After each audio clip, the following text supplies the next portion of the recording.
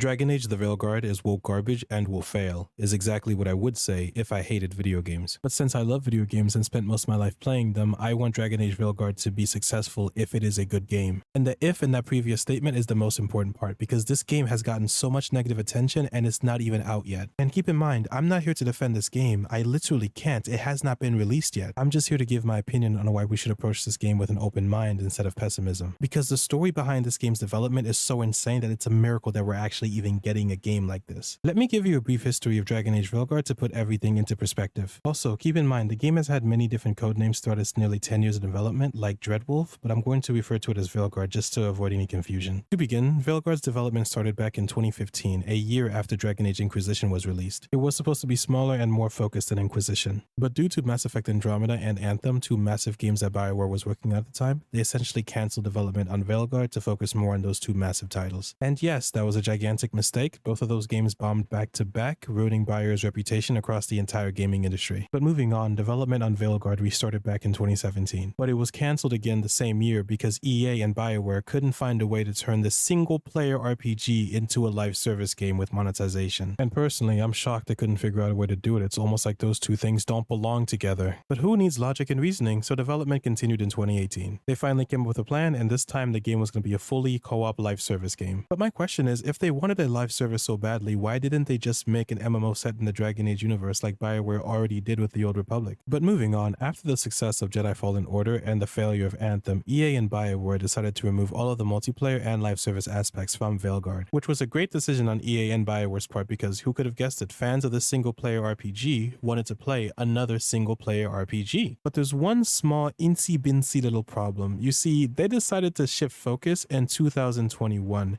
And if you look at your calendar, you'll notice that it's 2024 and the game is coming out next month. So if we do some advanced calculations, we'll know that BioWare has been working on transforming their live service nonsense into a single player RPG in just 3 years. And yes, it's as crazy as it sounds. 3 years to make a good RPG is not an easy feat. Keep in mind, Baldur's Gate 3, a fantastic RPG, was in development for 6 to 7 years. But it's not impossible to create something good in that time frame. The Witcher 3 only spent around 3.5 years in development. Unfortunately, The Witcher 3 is not a good example because CD Projekt Red admitted themselves that their crunch period during the development of The Witcher 3 was inhumane. So it's possible to make a good RPG in that time frame, it's just not really possible to do it in a humane fashion with our current technology, it seems. And the challenges just keep on coming for BioWare because most of the people who worked on the previous Dragon Age games are either gone because of the game's messy development or have been laid off by EA. Now, putting all this information together, it sounds like it's going to be a 3-star recipe for disaster. However, a few content creators got to play the game early and their responses so far have been mostly positive. Some like the game more than others, but most of them liked what they played and are looking forward to playing more. And I'm not gonna lie, seeing the gameplay by those creators did make me a bit more cautiously optimistic towards the game. But that footage was also a bit of a double-edged sword because a lot of people already wanted this game to fail. And to be fair, a lot of the criticism the game has been getting has been warranted, the main one being against the art style. The general complaints being, why does it look like a mobile game? Why does it look like a Disney movie? Why does it look like Fortnite? And so on and so on and so on. And all the criticism towards the art style is completely warranted, but you have to keep in mind the reason why it looks like Fortnite is because it was supposed to be like Fortnite. This was going to be a live service game. But thankfully, by making Jedi Fallen Order such a massive hit, we showed EA that what we want is single-player narrative-focused games, which caused them to change course and give us this. There are other criticisms of the game, such as the tone seeming to be lighthearted for a world that's supposed to be dark and gritty. But the other overwhelming criticism of the game besides the art style is regarding the game's inclusivity. And while I was looking for more impressions of the game, I found a video by Griffin Gaming and another video by HeelvsBabyface. You'll know him as the Starfield pronouns guy. Fucking pronouns!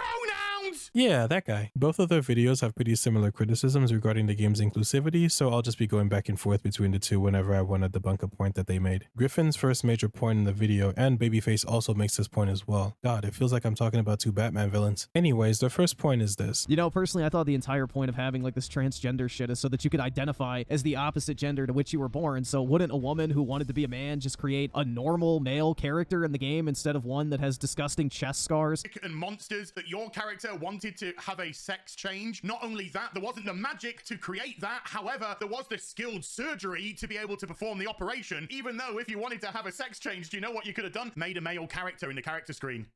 you could have just made the other gender in the character creation screen, because somebody that's truly trans, somebody that truly does suffer from gender dysmorphia, which must be horrendous, and I wouldn't wish this on my worst enemy, would do that. They would create the other gender, the gender that they wished they were. So now on a surface level, this makes perfect sense, because if you're trans, why would you not just pick the gender you've always wanted to be? Like, why would you even need top surgery scars? But the moment you think about it, you'll realize, what if a trans person or somebody who's had their breast removed due to cancer wants to make a character that resemble themselves in real life? They try to make it seem so strange and confusing, but it's very simple. That option is there for the few people in the world who have top surgery scars and want to create a character that look like themselves. To give you an example of just how short-sighted their complaint is, we have recently seen a lot of games have the option to give our characters vitiligo in the character creation. Now, I don't have vitiligo, nor would I create a character with vitiligo, just because I don't find it aesthetically pleasing. But we can all agree having the option to make your character look like that is a good thing. And it would be very stupid for someone to say, why do we need vitiligo options in character creation? All these people just want to feel special. All they want is attention. Why can't they just create a character with a normal skin tone? No reasonable person would make that argument, because who the hell cares about an optional choice in the character creator that you can easily ignore and has no effect on the rest of the game? And if you want to go down the route of, oh, it's a fantasy game, why would you even have top scars if magic exists? Then I'll have to ask, why would any character creator in a fantasy game include any scars at all when magic can easily make that go away? Also, if that were the case, why would your character have freckles or any sort of facial imperfection when all of that can be fixed with magic? And the answer to all those questions are, none of it matters, because it's a character creation and the entire point is to create something that you want to be. The more options, the better. And speaking of character creation, the next point is this. But of course, under further inspection, the situation only gets worse and worse. Of course, the chest and ass size slider has been completely nerfed in this game, basically not allowing you to have any form of female sex appeal whatsoever. You know, so much for representation, right? Love that.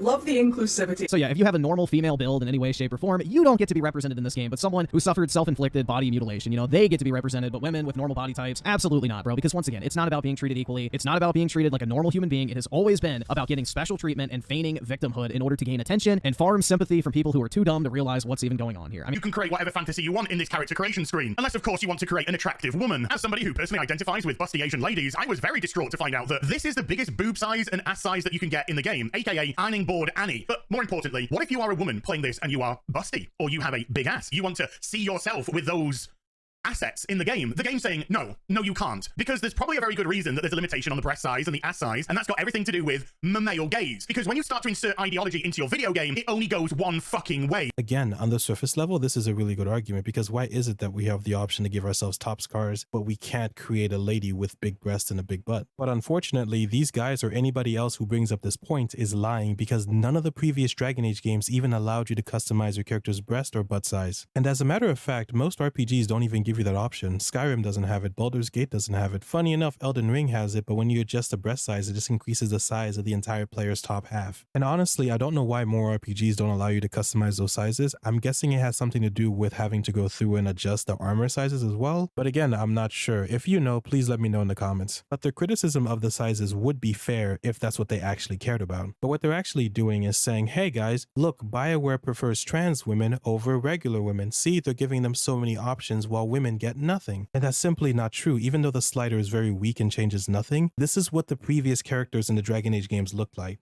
That's right, yeah.